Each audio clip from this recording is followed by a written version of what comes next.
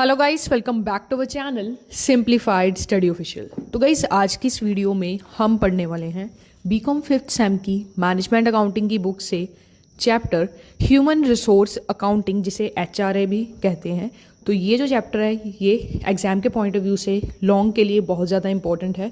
तो आज की इस वीडियो में इस चैप्टर को कम्प्लीटली हम ख़त्म करेंगे और साथ ही साथ इसकी ई बुक का लिंक आपको डिस्क्रिप्शन में मिल जाएगा।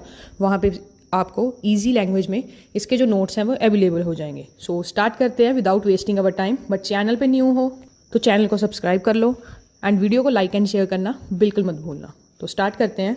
अब गाइज, जो किसी भी ऑर्गेनाइजेशन या बिजनेस की जो भी फाइनेंशियल स्टेटमेंट होती है किसी भी ऑर्गेनाइजेशन की, वो हमें बताती है फर्म की वैल्यू कि उसने एक पर्टिकुलर फर्म ने कितना इन्वेस्ट किया है, क्या उसकी एसेट्स हैं, जैसे कि क्या बिल्डिंग है, क्या प्लांट एंड मशीनरी है, फर्नीचर कितना है एक ऑर्गेनाइजेशन के पास, स्टॉक कितना है।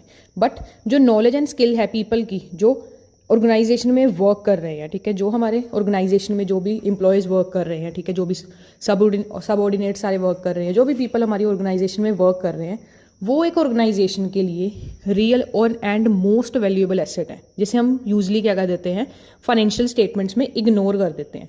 तो इन्वेस्टमेंट जो है ह्यूमन रिसोर्सेज में उसको हम अच्छी तरीके से वैल्यू नहीं कर पाते एंड रिकॉग्नाइज नहीं कर पाते एज एन एसेट। इसके कारण क्या हुआ कि इमरजेंस हुआ, ठीक है, ह्यूमन रिसोर्स अकाउंटिंग का।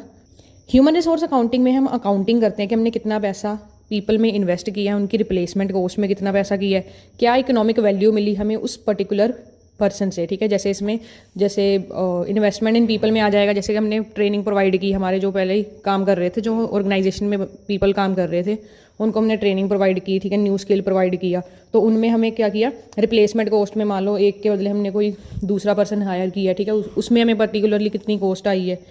अब इसमें बेसिकली हम क्या करते हैं कि जो भी अकाउंटिंग कॉन्सेप्ट है उनको हम अप्लाई करते हैं पर्सनल मैनेजमेंट में।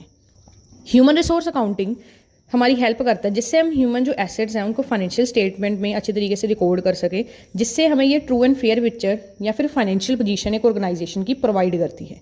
क्योंकि ह्यूमन रिसोर्स अकाउंटिंग हमारी हेल्प करती है कि हम ह्यूमन रिसोर्स मैनेजमेंट को इम्प्रूव कर सकें एंड जो भी उनके रिलेटेड प्रॉब्लम्स आ रही हैं उनको ओवरकम करके मोस्ट वैल्यूएबल जो ह्यूमन एसेट्स हैं उनको अच्छे तरीके से मेंटेन कर सकें, ठीक है। मतलब ह्यूमन रिसोर्स अकाउंटिंग में इन शॉर्ट कहूँ, इसका मतलब क्या है कि इसमें हम जो अकाउंटिंग के कॉन्सेप्ट्स हैं ना उनको पर्सनल मैनेजमेंट के एरिया में हम लगाते हैं। इसमें बेसिकली हम क्या करते हैं, ह्यूमन रिसोर्स को एक वैल्यूएबल एसेट्स मानते हैं ह्यूमन रिसोर्स अकाउंटिंग में। उसके बाद इनको मेजर और रिकॉर्ड किया जाता है ह्यूमन रिसोर्स की वैल्यू को बुक्स ऑफ अकाउंट में। साथ ही साथ जो इन्फॉर्मेशन है ह्यूमन रिसोर्स अकाउंटिंग की जो भी इंटरेस्टेड पर्सन हैं उनको प्रोवाइड की जाती है, ठीक है। Hope so human resource accounting का मीनिंग एकदम क्लियर हो गया होगा। नेक्स्ट है guys significance of human resource accounting, कि ह्यूमन रिसोर्स अकाउंटिंग की क्या इंपॉर्टेंस है, इंपॉर्टेंस आ जाए, सिग्निफिकेंस आ जाए, one of the same thing. पहला है डिसीजन मेकिंग। अब जो इन्फॉर्मेशन है जो ह्यूमन रिसोर्स अकाउंटिंग से हम जनरेट करते हैं उसको हम वेरियस मैनेजरियल जो डिसीजंस हैं, चाहे वो मैन पावर प्लानिंग हो, रिक्रूटमेंट हो, सिलेक्शन हो न्यू पर्सनस की, ट्रेनिंग एंड डेवलपमेंट हो ह्यूमन रिसोर्स अकाउंटिंग की, एम्प्लॉय को कंपनसेशन सैलरी वगैरह हो गई, personal advancement, capital budgeting, cost reduction and control में हम यूज़ कर सकते हैं, ठीक है। ये इन्फॉर्मेशन काफ़ी वैल्यूएबल होती है। जैसे हम देख सकते हैं कि क्या जो पर्सन हमारी ऑर्गेनाइजेशन में वर्क कर रहे हैं उनको ट्रेनिंग की ज़रूरत है या नहीं है, अगर है तो कितनी कॉस्ट आएगी, कौन सी ट्रेनिंग देनी है, ये सारे डिसीजंस हम ह्यूमन रिसोर्स अकाउंटिंग से ले सकते हैं, राइट। उसके बाद है valuation of human resource. Human resource accounting हमें इन्फॉर्मेशन प्रोवाइड करती है जिससे हम ह्यूमन एसेट्स को वैल्यू कर सकते हैं और इस वैल्यू को हम जो इंटरनली है वो क्या कर सकती है, मान लो 2 यूनिट्स हैं, मान लो एक ऑर्गेनाइजेशन है उसमें 2 फर्म्स या 2 यूनिट है, उन दोनों को हम कंपेयर कर सकते हैं कि इसमें ना जो पर्सन है वो अच्छी तरीके से वर्क कर रहे हैं, दूसरी में नहीं कर रहे हैं, ठीक है। मतलब अपने अंदर ही जो इंटरनली ऑर्गेनाइजेशन अपने आप को एक यूनिट से दूसरे यूनिट तक या ईयर टू ईयर मान लो 2023 से 24 में दोनों को कंपेयर कर सकते हैं, ठीक है। नेक्स्ट है provide information about the capability of organization. अब ह्यूमन रिसोर्स अकाउंटिंग है ये हमें इन्फॉर्मेशन प्रोवाइड करती है शेयर होल्डर्स को, क्लाइंट्स को, पोटेंशियल इन्वेस्टर्स को, ताकि वो ऑर्गेनाइजेशन की जो रियल कैपेबिलिटी है ना उसको पहचान सके और उसके रिगार्डिंग वो राइट डिसीजन ले पाए। नेक्स्ट है measures cost. Human resource accounting cost को मेजर करती है जो एक बिजनेस फर्म या फिर एक organization selection, recruitment, training and development पे करती है ह्यूमन एसेट्स की। नेक्स्ट है facilitate effective human resource management. Human resource accounting हमें नेसेसरी इन्फॉर्मेशन प्रोवाइड करती है जिससे हम क्या कर सकते हैं, इफेक्टिव मैनेजमेंट कर सकते हैं ह्यूमन रिसोर्स अकाउंटिंग, मतलब ह्यूमन रिसोर्स की हम अच्छे तरीके से अकाउंटिंग कर सकते हैं। नेक्स्ट है reports changings in human resources. अब जो HRA है बेसिकली एक इन्फॉर्मेशन सिस्टम है जो मैनेजमेंट को बताता है कि क्या बेसिकली ह्यूमन रिसोर्स पे हो रहा है, मतलब कितना हम खर्च कर रहे हैं, ठीक है, उसके रिगार्डिंग हमें कितना रिटर्न आ रहा है। नेक्स्ट है true and fair view of financial position. जो टैलेंट एंड स्किल है पीपल का, जो ऑर्गेनाइजेशन में वर्क कर रहे हैं, ये real and most valuable asset होता है फर्म का। ह्यूमन रिसोर्स अकाउंटिंग हमें बताती है कि किस तरीके से हमने एसेट्स को रिकॉर्ड करना है फाइनेंशियल स्टेटमेंट्स पे, ठीक है, मतलब कौन से एसेट्स ह्यूमन जो एसेट्स हैं उनको हमने रिकॉर्ड करना है, जिससे ये ट्रू एंड फेयर जो पिक्चर है फाइनेंशियल पोजीशन की एक ऑर्गेनाइजेशन की हमें प्रोवाइड करती है, ठीक है। नेक्स्ट है improves the efficiency of employees. Human resource accounting हमारी हेल्प करती है जिससे हम एफिशिएंसी जो है एम्प्लॉयज़ की उन्हें इम्प्रूव कर सकते हैं, जिसमें हम ट्रेनिंग वगैरह दे सकते हैं, ठीक है, स्किल वगैरह डेवलपमेंट कर सकते हैं। नेक्स्ट है improve profitability. Human resource accounting organization की हेल्प करती है जिससे वो कॉस्ट को, मतलब कितनी कॉस्ट उसने ह्यूमन रिसोर्स पे लगाई एंड उसके रिगार्डिंग उसको कितना रिटर्न मिला उसको हम कंपेयर कर सकते हैं, ठीक है। लास्ट है आपका importance effective utilization of human resources. अब ह्यूमन रिसोर्स अकाउंटिंग में ह्यूमन रिसोर्स को एक इंपॉर्टेंट एसेट माना जाता है एंड इस पर इन्वेस्टमेंट की जाती है ऑर्गेनाइजेशन के थ्रू, एंड उसके रिगार्डिंग क्या रिटर्न आया है इस इन्वेस्टमेंट पे उसको हम ईजिली डिटरमाइन कर सकते हैं, ठीक है।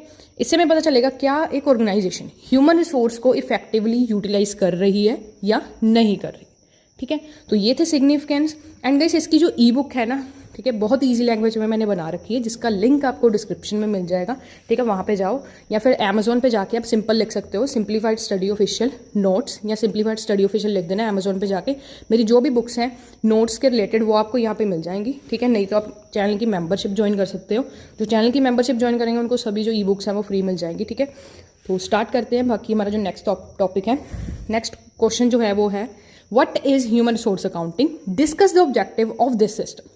पहला ऑब्जेक्टिव है ये ह्यूमन रिसोर्स को वैल्यूएबल एसेट मानता है, साथ ही साथ ये ह्यूमन रिसोर्स को वैल्यूएशन करने के लिए बेटर बेसिस प्रोवाइड करता है एंड ये मैनेजरियल अवेयरनेस क्रिएट करता है जिससे हम ह्यूमन रिसोर्स को एक रियल एसेट मानते हैं। साथ ही साथ ह्यूमन रिसोर्स अकाउंटिंग ऑर्गेनाइजेशन को शो करता है कि कितनी ह्यूमन रिसोर्स जो वैल्यू है फाइनेंशियल स्टेटमेंट में है। नेक्स्ट है ये एनालाइज करता है कि कितनी हमने ह्यूमन रिसोर्स में इन्वेस्टमेंट की, ठीक है, उसके कारण क्या क्या चेंजेस आए। साथ ही साथ human resource accounting business form की हेल्प करता है जिससे वो cost in recruitment, selection, training and development जो भी कॉस्ट हुई है उसको ये मेजर कर सकता है। साथ ही साथ ये इफेक्टिव डिसीजन लेने में हेल्प करता है, ठीक है। एंड ये ह्यूमन रिसोर्स अकाउंटिंग मैनेजमेंट की हेल्प करता है जिससे वो डिटरमाइन कर सके कि ह्यूमन रिसोर्स पे जितना भी हमने कॉस्ट लगाई है उस पर हमें रिटर्न ऑन इन्वेस्टमेंट कितनी आई है, ठीक है। ठीक है, तो अभी तक हमने क्या पढ़ा, ह्यूमन रिसोर्स अकाउंटिंग का हमने मीनिंग पढ़ा, डेफिनेशन पढ़ी, साथ ही साथ हमने सिग्निफिकेंस एंड इंपॉर्टेंस पढ़ा और उसके बाद हमने ऑब्जेक्टिव पढ़े। तो गाइस इस चैप्टर में बेसिकली जो क्वेश्चन बनता है वो भी मैं आपको साथ साथ बता देती हूँ, ठीक है। इस चैप्टर में बेसिकली क्या क्वेश्चन बनता है, आपसे पूछ लेंगे व्हाट इज HRA या फिर ह्यूमन रिसोर्स अकाउंटिंग। HRA करके भी आ सकता है और ह्यूमन रिसोर्स करके भी आ सकता है, आपसे ये पूछ लेंगे। एंड उसके बाद आपसे पूछ लेंगे ऑब्जेक्टिव्स एंड सिग्निफिकेंस बताओ, और साथ ही साथ इसके ना आपके ह्यूमन रिसोर्स अकाउंटिंग का मोस्ट इंपॉर्टेंट जो टॉपिक है जो हर बार पूछा ही जाता है that is methods of human resource accounting, ठीक है। Methods of human resource accounting पे 15 मार्क्स का आपका लॉन्ग क्वेश्चन आएगा। सबसे पहले आपसे पूछ लेंगे, अगर मान लो आपसे सीधा पूछ लेते हैं कि what is human resource accounting, discuss it's method, तो सीधा सिर्फ आपको क्या करना है, HRA की डेफिनेशन देके आगे मेथड नहीं लिखने हैं, HRA की डेफिनेशन दो, ठीक है। 7-8 आप ऑब्जेक्टिव, 5-6 आप वो लिखो इंपॉर्टेंस वगैरह, या जो ऑब्जेक्टिव और इंपॉर्टेंस लिखो। उसके बाद अपने मेथड्स लिखने हैं, ठीक है। जो मेथड्स हैं वो मैं बता देती हूँ। मेथड्स आपके दो हैं, पहला है कॉस्ट बेस्ड मेथड, दूसरा है value based method. Cost based method में आपका 4 आते हैं method, historical cost method, replacement cost method, opportunity cost method and standard cost method, ये 4 आ गए हैं।